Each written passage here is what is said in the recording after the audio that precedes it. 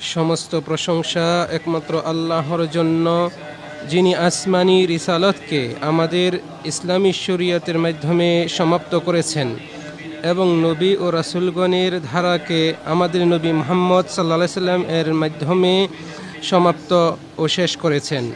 এবং তিনি আমাদের এই উম্মতকে মধ্যমপন্থী উম্মত হিসেবে মনোনীত করেছেন, যারা সর্বোত্তম উম্মত, যাদেরকে আল্লাহ তাআলা মানুষের কল্যাণের জন্য সৃষ্টি করেছেন। আমি সাক্ষ্য দিচ্ছি যে আল্লাহ ছাড়া সত্য কোনো মাবুদ নেই, তার কোনো শরীক নেই। তিনি যা ইচ্ছা তাই সৃষ্টি ও চয়ন করেন। আমি আরও সাক্ষ্য দিচ্ছি যে মুহাম্মদ তার বান্দা ও রাসূল। তিনি শ্রেষ্ঠ বংশের শ্রেষ্ঠ সন্তান। তিনি তার উপর অর্পিত রিসালাতকে পরিপূর্ণভাবে পৌঁছে দিয়েছেন। তার উপর আমানতকে তিনি যথাযথভাবে আদায় করেছেন, উম্মতের জন্য নসিহত করেছেন এবং মৃত্যু অবধি যথাযথভাবে আল্লাহর পথে জিহাদ করেছেন। আল্লাহ তাআলা তার উপর, তার পরিবারবর্গ, সকল সাহাবী এবং যারাই কিয়ামত পর্যন্ত তাদের সত্যনিষ্ঠভাবে অনুসরণ করবে তাদের উপর রহমত ও শান্তি বর্ষণ করুন। অতঃপর সর্বোত্তম বাণী হচ্ছে আল্লাহর কিতাব এবং সর্বোত্তম পথ হচ্ছে মুহাম্মদ বিন আবদুল্লাহ এর পথ। আর সর্বনিকৃষ্ট কাজ হলো দিনের মাঝে বিদআত করা এবং প্রত্যেক বিদআতই ভ্রষ্টতা, আর সকল ভ্রষ্টতার পরিণতি জাহান্নাম। আল্লাহ তাআলা বলেন, হে ঈমানদারগণ, তোমরা আল্লাহকে যথাযথভাবে ভয় করো এবং মুসলিম অবস্থায় মৃত্যুবরণ করো। হে মুসলমানগণ, মানুষ যাকে ভালোবাসে সে তারই সঙ্গী হবে, সাথী হবে। আর মুহাম্মদ সাল্লাল্লাহু আলাইহি সাল্লামকে ভালোবাসা ঈমানের শর্ত। রাসূল সাল্লাল্লাহু আলাইহি সাল্লামকে ভালোবাসার সেরা মাধ্যম হলো তার জীবনী, মতাদর্শ ও চরিত্র সম্পর্কে যথাযথ জ্ঞান অর্জন করা। তাই আপনারা আপনাদের নবী সম্পর্কে জ্ঞান অর্জন করুন, যেন তার সম্মান ও মর্যাদা বুঝতে পারেন। আর এভাবেই তার প্রতি ভালোবাসা ও আনুগত্য তৈরি হবে। কোনো ব্যক্তি পূর্ণ ঈমানদার হতে পারে না যতক্ষণ না তার কাছে নিজের জান, সন্তানাদি, পিতামাতা, ধন সম্পদ ও সকলের চেয়ে নবী মুহাম্মদ সাল্লাল্লাহু আলাইহি সাল্লাম অধিক প্রিয় হবেন। আল্লাহর বান্দাগণ, আল্লাহ তাআলা ফেরেশতা ও মানুষদের মধ্য থেকে রাসূল নির্বাচিত করেন। তিনি শ্রেষ্ঠ ভূমি ও বংশ হতে মুহাম্মদ সাল্লাল্লাহু আলাইহি সাল্লামকে রাসূল হিসেবে মনোনীত করেছেন এবং তাকে সকল মানুষের উপর সম্মান ও মর্যাদায় অধিষ্ঠিত করেছেন। তিনি বলেন, অবশ্যই তোমাদের নিকট তোমাদের মধ্য হতেই একজন রাসূল এসেছেন। তোমাদের যে দুঃখ কষ্ট হয়ে থাকে তা তার জন্য বড়ই বেদনাদায়ক। তিনি তোমাদের মঙ্গলকামী, মুমিনদের প্রতি তিনি করুণাশীল ও দয়ালু। তার আদর্শকে আল্লাহ তাআলা সম্মান ও পূর্ণতার মাপকাঠি নির্ধারণ করেছেন।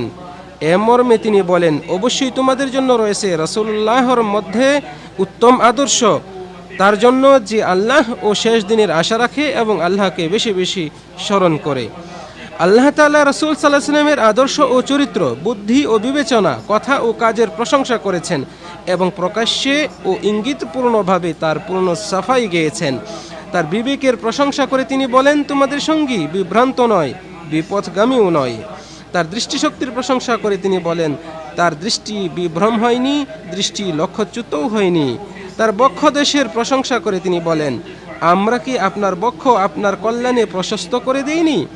তার সুখ্যাতির প্রশংসা করে তিনি বলেন, আর আমরা আপনার মর্যাদা বৃদ্ধির জন্য আপনার স্মরণকে সমুন্নত করেছি। তার পবিত্র অবস্থার প্রশংসা করে আল্লাহ তাআলা বলেন, আর আমরা অপসারণ করেছি আপনার সেই ভার যা আপনার পৃষ্ঠকে অবনমিত করেছিল। তার সত্যবাদিতার প্রশংসা করে আল্লাহ তাআলা বলেন, আর তিনি মন গড়া কথা বলেন না। তার জ্ঞানের প্রশংসা করে বলেন, তাকে শিক্ষা দিয়েছেন প্রচণ্ড শক্তিশালী সৌন্দর্যপূর্ণ সত্তা, অতঃপর তিনি স্থির হয়েছিলেন। তার মহানুভবতার প্রশংসা করে তিনি বলেন, মুমিনদের প্রতি তিনি করুণাশীল ও অতি দয়ালু ছিলেন। তার চারিত্রিক সকল গুণাবলীর প্রশংসা করে আল্লাহ বলেন, আর নিশ্চয়ই আপনি মহান চরিত্রের উপর রয়েছেন।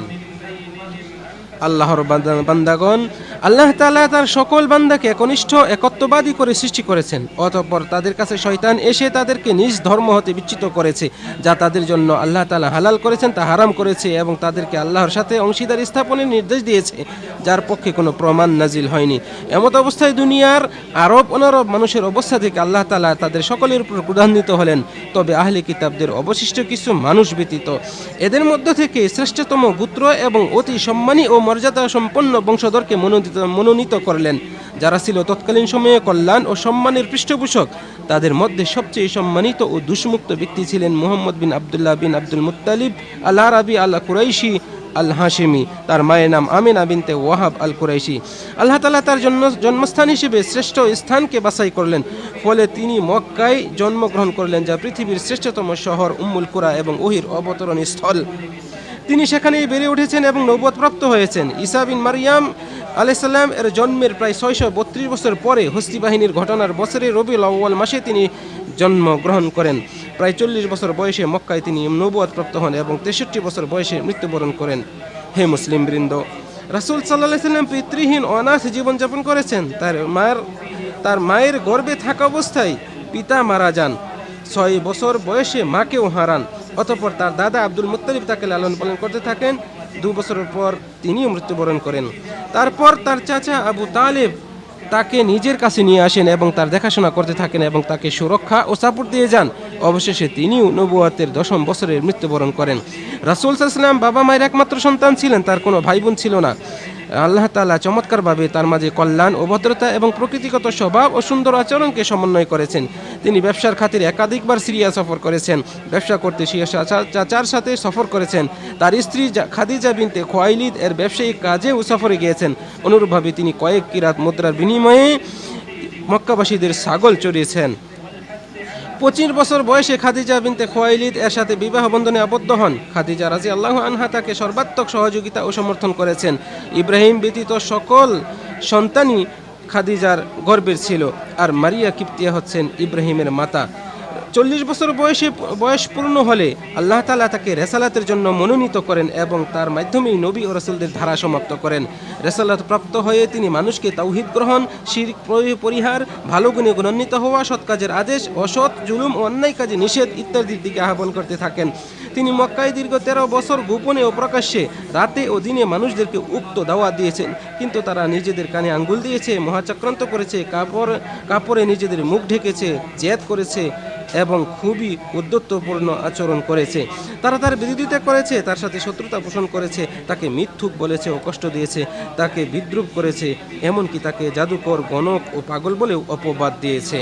তার অনুসারী ও সহযোগীদের উপর আরও বড় বিপদ নেমে এসেছিল। মক্কাবাসীরা তাদেরকে নির্মম নির্যাতন করে দেশ থেকে বাধ্য করেছিল, আর তারা তাদেরকে নির্যাতন করেছিল শুধু এ কারণে যে তারা এক পরাক্রমশালী প্রশংসার যোগ্য আল্লাহর উপর ঈমান এনেছিল। আল্লাহর বান্দাগণ, অবশেষে আল্লাহ তাআলা তার নবীকে পবিত্র ভূমি মদিনায় হিজরতের অনুমতি দিলেন, যা ছিল আবাসের জন্য উপযুক্ত নিবাস ও ঈমানের ভূমি, যেখানে ঈমান আশ্রয় নিবে, এবং সেখানেই আল্লাহর সৈনিক আনসারগণ ছিলেন। আল্লাহ তাআলা বলেন, আর তাদের জন্য মুহাজিরদেরকে আগমনের আগে যারা এ নগরীকে নিবাস হিসেবে গ্রহণ করেছে ও ঈমান গ্রহণ করেছে, তারা তাদের কাছে যারা হিজরত করে এসেছে তাদের ভালোবাসে, এবং মুহাজিরদেরকে যা দেওয়া হয়েছে তার জন্য তারা তাদের অন্তরে কোনো না পাওয়া জনিত হিংসা অনুভব করে না, আর তারা তাদেরকে নিজেদের উপর অগ্রাধিকার দেয়, নিজেরা অভাবগ্রস্ত হওয়া সত্ত্বেও। বস্তুত যাদেরকে অন্তরের কার্পণ্য থেকে মুক্ত রাখা হয়েছে তারাই সফলকাম। এভাবে মদিনাতে ইসলামী রাষ্ট্র গড়ে উঠতে শুরু করলো এবং অল্প সময়ের মধ্যে তা প্রতিষ্ঠিত হলো, বিভিন্ন বিধিবিধানও নাজিল হলো। অতঃপর বিভিন্ন সম্প্রদায়ের মাঝে মিত্রতা ও বন্ধুত্ব তৈরি হলো। তারা আল্লাহ ও তার রাসূলের বিরোধিতাকারীদের বিরুদ্ধে জিহাদ করতে লাগলেন। অবশেষে বিভিন্ন সন্ধি, সমঝোতা ও চুক্তি স্বাক্ষরিত হলো। রাসূল সাল্লাল্লাহু আলাইহি ওয়াসাল্লাম মদিনায় 10 বছর জীবিত ছিলেন। মদিনার জীবনটি ছিল বিভিন্ন ঘটনাবহুল, শরীয়তের বিধিবিধান সমৃদ্ধ ও জেহাদময়। উক্ত সময় ও প্রজন্মের চেয়ে পৃথিবীর শুরু লগ্ন হতে ইতিহাসে এমন কোনো সুন্দর, হক ও ন্যায়ের উপর প্রতিষ্ঠিত এবং আল্লাহর কাছে অধিক প্রিয় সময় বা প্রজন্ম আজ পর্যন্ত আসেনি। আল্লাহ তাআলা বলেন, তিনি উম্মীদের মাঝে একজন রাসূল পাঠিয়েছেন, তাদের মধ্য থেকে যিনি তাদের কাছে তেলাওয়াত করেন তার আয়াতসমূহ, তাদেরকে পবিত্র করেন এবং তাদেরকে শিক্ষা দেন কিতাব ও হিকমত, যদিও ইতিপূর্বে তারা ছিল ঘোর বিভ্রান্তিতে। আল্লাহ রাব্বুল আলামিন আমাকে এবং আপনাদের সকলকে এই কোরআনের মাধ্যমে বরকত প্রদান করুন, এবং আমাকে এবং আপনাদের সকলকে এই কোরআনের যাবতীয় আয়াত ও আল্লাহ তাআলার নির্দেশনাবলীর মাধ্যমে উপকৃত হওয়ার তৌফিক দান করুন। আমি আমার এবং আপনাদের জন্য ক্ষমা প্রার্থনা করছি। আপনারাও আল্লাহ তাআলার কাছে ক্ষমা প্রার্থনা করুন, তিনিই ক্ষমাশীল এবং পরম দয়ালু। সমস্ত প্রশংসা আল্লাহর জন্য, যিনি সত্যের বিজয়দানকারী ও সত্য প্রকাশকারী, যিনি বাতিলকে প্রতিহত ও অপদস্থকারী। তিনি তার রাসূলকে প্রেরণ করেছেন হেদায়েত এবং সত্য দিন দ্বারা, যেন তা সকল দিন ধর্মের ওপর বিজয় লাভ করতে পারে, যদিও মুশরিকরা তা অপছন্দ করেন। আল্লাহর বান্দাগণ, মদিনার এই 10 বছরে আল্লাহ তাআলা তার দ্বীনকে পরিপূর্ণ করে দিয়েছেন। ফলে মানুষ দলে দলে আল্লাহর দ্বীনে প্রবেশ করতে লাগলো। আর ইসলাম গোটা জাজিরাতুল আরবে প্রবেশ করলে এর অধিবাসীরা বশ্যতা স্বীকার করে ইসলামে দীক্ষিত হতে লাগলো। এ সময়ের উল্লেখযোগ্য ও প্রসিদ্ধ ঘটনাবলী হচ্ছে নিম্নরূপ। হিজরতের প্রথম বছরে রাসূল সাল্লাল্লাহু আলাইহি সাল্লাম মসজিদ ও নিজের বাসস্থান নির্মাণ করেন, মুহাজির ও আনসার সাহাবাদের মাঝে ভ্রাতৃত্বের বন্ধন তৈরি করেন এবং আজানের প্রবর্তন হয়। হিজরতের দ্বিতীয় বছরে কাবার দিকে কেবলা পরিবর্তন করে দেওয়া হয়, রমজানের রোজা ফরজ করা হয়, সাদাকাতুল ফিতরা ফরজ করা হয়, বদরের যুদ্ধ সংঘটিত হয়, রাসূল সাল্লাল্লাহু আলাইহি ওয়াসাল্লামের কন্যা রুকাইয়া মৃত্যুবরণ করেন। এ বছরে শাওয়াল মাসে মা আয়েশা রাদিয়াল্লাহু আনহার সাথে রাসূল সাল্লাল্লাহু আলাইহি ওয়াসাল্লাম বাসর করেন। এ বছরই আলী রাদিয়াল্লাহু আনহু রাসূল সাল্লাল্লাহু আলাইহি ওয়াসাল্লামের মেয়ে ফাতেমা রাদিয়াল্লাহু আনহাকে বিয়ে করেন। হিজরতের তৃতীয় বছরে রাসূল সাল্লাল্লাহু আলাইহি ওয়াসাল্লামের উপস্থিতিতে ও অনুপস্থিতিতে বিভিন্ন যুদ্ধ ও অভিযান সংঘটিত হয়। তার মধ্যে উল্লেখযোগ্য হলো উহুদের যুদ্ধ, বনে নেজিরের যুদ্ধ। এরপরে মদ হারাম করা হয়। এ বছরেই রাসূল সাল্লাল্লাহু আলাইহি ওয়াসাল্লাম হাফসা বিনতে উমর বিন খাত্তাবকে বিয়ে করেন। উসমান রাদিয়াল্লাহু আনহু রাসূলের মেয়ে উম্মে কুলসুমকে বিয়ে করেন এবং এ বছরই ফাতেমা রাদিয়াল্লাহু আনহার গর্ভে সন্তান হাসান বিন আলী রাদিয়াল্লাহু আনহু জন্মগ্রহণ করেন। হিজরতের চতুর্থ বছরে রাসূল সাল্লাল্লাহু আলাইহি ওয়াসাল্লাম উম্মে সালামা রাদিয়াল্লাহু আনহাকে বিয়ে করেন। তায়াম্মুমের বিধান পরিবর্তন হয়। কোন বর্ণনা মতে এবছর খন্দকের যুদ্ধ সংঘটিত হয়, জাতুর রিকা নামক যুদ্ধ সংঘটিত হয়, সালাতুল খাউফের বিধানও নাজিল হয়। হিজরতের পঞ্চম বছরে দাওমাতুল জান্দাল ও বানি কুরাইজার যুদ্ধ সংঘটিত হয় এবং পর্দার বিধান নাজিল হয়। হিজরতের ষষ্ঠ বছরে হুদায়বিয়ার সন্ধি ও বায়াতুর রিজওয়ান সংঘটিত হয় এবং বনি মুস্তালিকের যুদ্ধ সংঘটিত হয়। এবছরে সূর্যগ্রহণ হয় এবং জেহারের বিধান নাজিল হয়। হিজরতের সপ্তম বছরে খাইবারের যুদ্ধ সংঘটিত হয়। রাসূল সাল্লাল্লাহু আলাইহি ওয়াসাল্লাম ও সাহাবীরা কাজা উমরা পালন করেন। এবছরই উম্মে হাবিবা, মাইমুনা, সাফিয়া ও মারিয়া কিপ্তিয়াকে রাসূল সাল্লাল্লাহু আলাইহি ওয়াসাল্লাম বিয়ে করেন। প্রসিদ্ধ সাহাবী আবু হুরায়রা রাদিয়াল্লাহু আনহু এই বছরই ইসলাম গ্রহণ করেন। হিজরতের অষ্টম বছরে মুতার যুদ্ধ ও জাতুস সালাসিল এর যুদ্ধ সংঘটিত হয়। এ বছরে রমজানে মক্কা বিজয় হয়। রাসূল সাল্লাল্লাহু আলাইহি ওয়াসাল্লামের সন্তান ইব্রাহিম জন্মগ্রহণ করেন। রাসূলের মেয়ে জয়নাব রাদিয়াল্লাহু আনহা মৃত্যুবরণ করেন এবং এ বছরই হুনাইনের যুদ্ধ সংঘটিত হয়। অতঃপর হিজরতের নবম বছরে তাবুকের যুদ্ধ সংঘটিত হয়। জনগণকে সাথে নিয়ে হজ পালন করতে আবু বকর রাদিয়াল্লাহু আনহুকে রাসূল সাল্লাল্লাহু আলাইহি ওয়াসাল্লাম আদেশ করেন। রাসূলের মেয়ে উম্মে কুলসুম মৃত্যুবরণ করেন। বাদশাহ নাজ্জাশী এ বছরই মৃত্যুবরণ করেন। এ বছরই একের পর এক বিদেশি দূত ও প্রতিনিধি দল আগমন করেন। হিজরতের দশম বছরে রাসূল সাল্লাল্লাহু আলাইহি ওয়াসাল্লাম বিদায় হজ সম্পাদন করেন। রাসূলের ছেলে ইব্রাহিম রাদিয়াল্লাহু আনহু মৃত্যুবরণ করেন। সূরা নাসর নাজিল হয় এ বছরই, যে সূরায় আল্লাহ তাআলা বলেন, যখন আসবে আল্লাহর সাহায্য ও বিজয় আর আপনি মানুষকে দলে দলে আল্লাহর দ্বীনে প্রবেশ করতে দেখবেন, তখন আপনি আপনার রবের প্রশংসা সহ তার পবিত্রতা ও মহিমা ঘোষণা করুন এবং তার কাছে ক্ষমা প্রার্থনা করুন। নিশ্চয়ই তিনি তওবা কবুলকারী। আল্লাহর বান্দাগণ, প্রত্যেককেই তো মৃত্যুর স্বাদ আস্বাদন করতে হবে এবং পৃথিবীর সব কিছুই ধ্বংস হবে।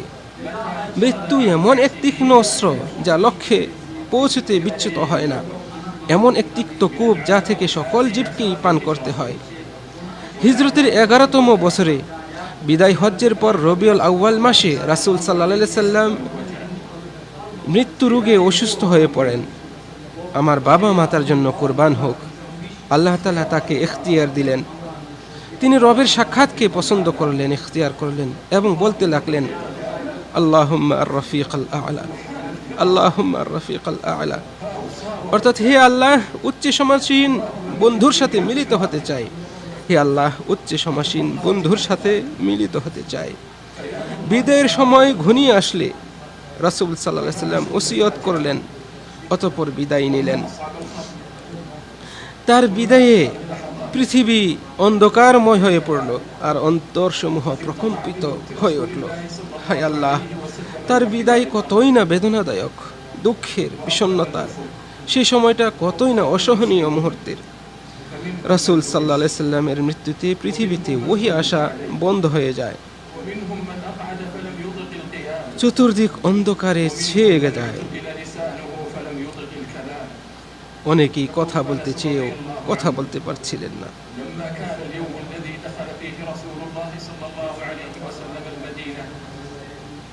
আল্লাহ তাআলা বলেন, আর মুহাম্মদ একজন রাসূল মাত্র, তার আগেও বহু রাসূল গত হয়েছেন।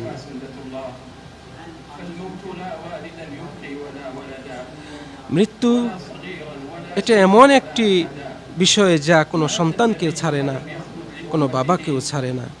প্রত্যেককেই তার স্বাদ আস্বাদন করতে হয়। আমাদের নবী মুহাম্মদ সাল্লাল্লাহু আলাইহি সাল্লামও তার বাইরে ছিলেন না।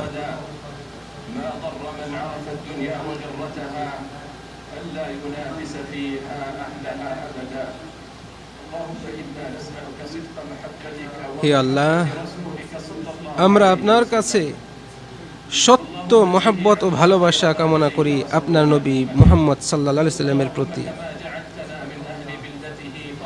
হে আল্লাহ, আপনি যেভাবে আমাদেরকে তার আদর্শের অনুসারী করেছেন, আপনি আমাদেরকে তার প্রতি পূর্ণ মহব্বত রাখার তৌফিক দান করুন। হে আল্লাহ, আপনি আপনার বিশেষ দয়া ও পুনরায় আমাদেরকে জান্নাতে তার সঙ্গী হওয়ার তৌফিক দান করুন। হে আল্লাহ, আপনি আমাদের গুনাহগুলোকে ক্ষমা করে দিন, আমাদের উপর রহম ও দয়া করুন। হে আল্লাহ, খাদিমুল হারামাইন শরীফাইনকে আপনি আপনার তাকওয়া ও ভালো কাজে আরও বেশি তৌফিক দান করুন। তাদের মাধ্যমে দেশ ও জনগণের খেদমত করার তৌফিক দান করুন। হে আল্লাহ, আপনি আমাদেরকে ক্ষমা করে দিন, আপনি আমাদের উপর দয়া করুন।